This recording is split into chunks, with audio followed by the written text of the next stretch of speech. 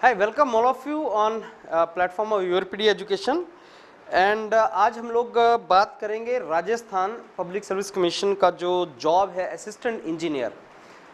देखो बहुत ही prestigious job होता है ये असिस्टेंट इंजीनियर इन राजस्थान, और मेरे ख्याल से ये 4-5 साल का साइकिल होता है। इसमें रिटन एग्ज़ाम, फिर इंटरव्यू, फिर सिलेक्शन।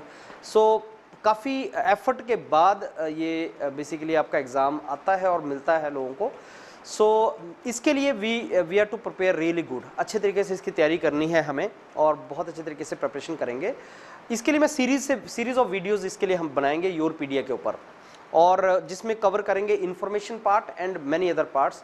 सारे का सारा इसमें कवर हम लोग करेंगे so that it helps you, and we will provide detailed document, detailed information, detailed knowledge document जो इम्पॉर्टेंट है। अब राजस्थान का जो ये आपका एएन का इंटरव्यूज़ है, असिस्टेंट इंजीनियर्स का जो इंटरव्यू है, इसके 3 मेन पार्ट हैं। अगर मैं डिवाइड करूं इसके 3 मेन पार्ट्स में, एक पार्ट तो आपका है जो आपसे रिलेटेड है, आपका अपना नॉलेज, आपका अपने बारे में आपका इन्फॉर्मेशन कि आप कौन हैं, आपने कब ग्रेजुएशन किया, अभी क्या कर रहे थे आपने जॉब किया फिर छोड़ क्यों दिया, जॉब किया क्यों नहीं, 4 साल से आपने बीटेक किया है, 3 साल से बीटेक किया है, तो आप बस तैयारी कर रहे थे, क्यों ज्वाइन करना चाहते हो, कहाँ से हो, आपने डिटेल एप्लीकेशन फॉर्म में ये सब लिखा है। तो वो आपका एक पार्ट बनता है। तो पहला पार्ट आपका जो इंटरव्यू का पार्ट रहेगा, दैट पार्ट इज आपका पर्सनल, आपके बारे में personal information, detail application form में जो भी लिखा है, hobbies, interest, strong point, weak point, और अपने बारे में थोड़ा सा बताओ, कौन से डिस्ट्रिक्ट से हो उस डिस्ट्रिक्ट के बारे में थोड़ा सा बताओ। वो आपके स्पेसिफिक रहेगा, और वो उतना ही ज़्यादा अच्छी तैयारी आप कर सकते हैं जितना आपसे कोई पूछे अपने बारे में बताओ, जिसको एचआर पार्ट बोलते हैं।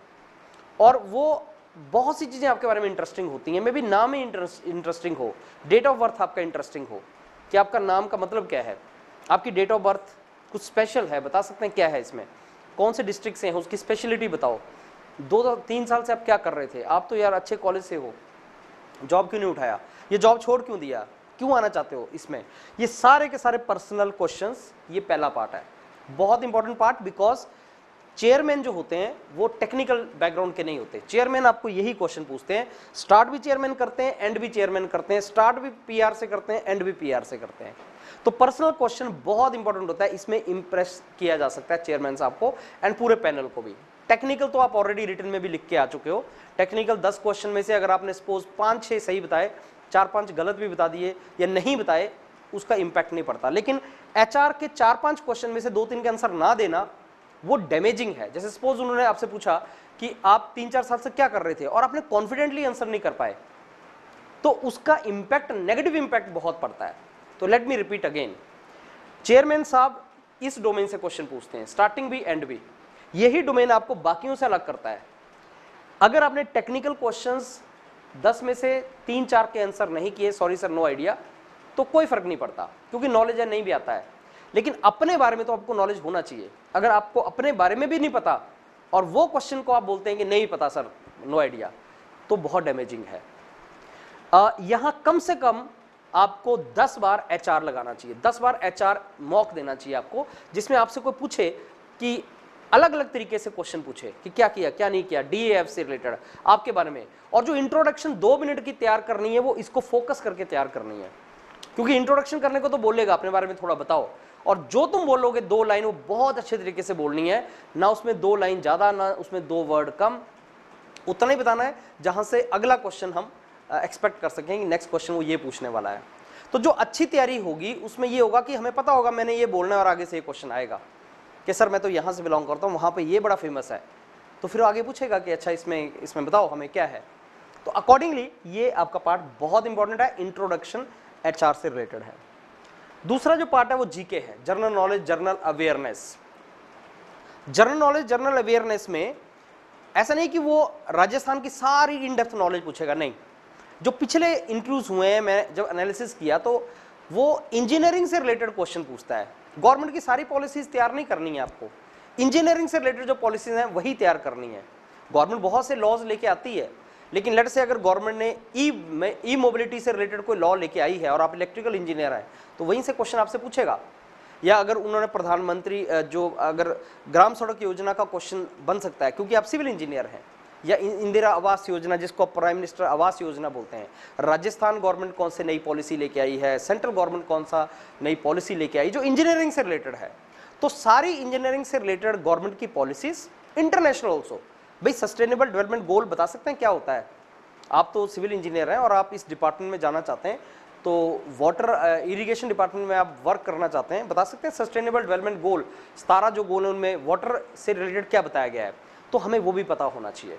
तो कौन सी नॉलेज चाहिए भाई? सारी जनरल नॉलेज नहीं, हिस्ट्री पॉलिटी नहीं पूछेगा वो पॉलिटी का पार्ट, वो पॉलिटिकल डिसीजंस का पार्ट, वो पॉलिसीज पूछेगा जो इंजीनियरिंग से रिलेटेड है। Rajasthan specific, Indian specific, international specific, तीनों पूछेगा, क्योंकि इंटरनेशनल क्वेश्चन भी उन्होंने पूछे हुए हैं पॉलिसीज से रिलेटेड, तो जो आपसे रेलिवेंट है, आपकी इंजीनियरिंग से रेलिवेंट हैं। ऐसी मेरे को लगता है 50 से 100 के बीच में इंपॉर्टेंट न्यूज होंगी। फिर जनरल अवेयरनेस अबाउट राजस्थान, और वो ज्यादातर पूछता है आपके इस पार्ट से, आप कहां से हो तो पूछ लेगा। ये जो करंट में चल रहा होता है उसके लिए हमें वेबसाइट्स सारी की सारी वेबसाइट्स को टटोलना पड़ेगा, उनको देखना पड़ेगा। राजस्थान की गवर्नमेंट की बहुत सी साइट्स होंगी, अलग अलग डिपार्टमेंट की साइट्स होंगी, उन सारी साइट्स को देखेंगे क्या रिसेंट चल रहा है, क्या मेन चीज चल रही है, क्योंकि इंटरव्यू में एक आदमी डिपार्टमेंट का भी होता है। एक चेयरमैन साहब होते हैं जो सारी पॉलिसीज जानते हैं ओवरऑल सेंट्रल एंड स्टेट, एक होते हैं डिपार्टमेंट के में भी सीनियर ऑफिसर जो डिपार्टमेंट की चीजें जानते हैं, और एक फैकल्टी होते हैं या प्रोफेसर होंगे जो टेक्निकल जानेंगे। तो ये दूसरा पार्ट जनरल अवेयरनेस। और तीसरा पार्ट टेक्निकल, जो आप पढ़ के आए हैं टेक्निकल क्वेश्चंस, वो मेरे ख्याल से उस डिपार्टमेंट से रिलेटेड जो आप जहां का इंटरव्यू दे रहे हैं, जहां के एक्सपर्ट बैठे होंगे। अब ये तीनों का हेल्दी कॉम्बिनेशन है, इन तीनों का हेल्दी कॉम्बिनेशन है, और इसमें सबसे ज्यादा इंपॉर्टेंट जो मैटर करेगा वो नॉलेज नहीं करेगा, वो फ्लो करेगा जिसमें आप आंसर करोगे, कैसा आप आंसर कर रहे हो। उन्होंने आपसे क्वेश्चन पूछा तो आपको नहीं आता, आपने ना कैसे किया।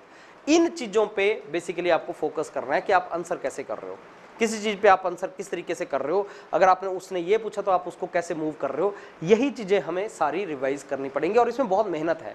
अब मतलब आपको एफर्ट करना पड़ेगा, ऐसा नहीं कि सब आपने एक मॉक लगा लिया वैसा कर दिया, वो नहीं है।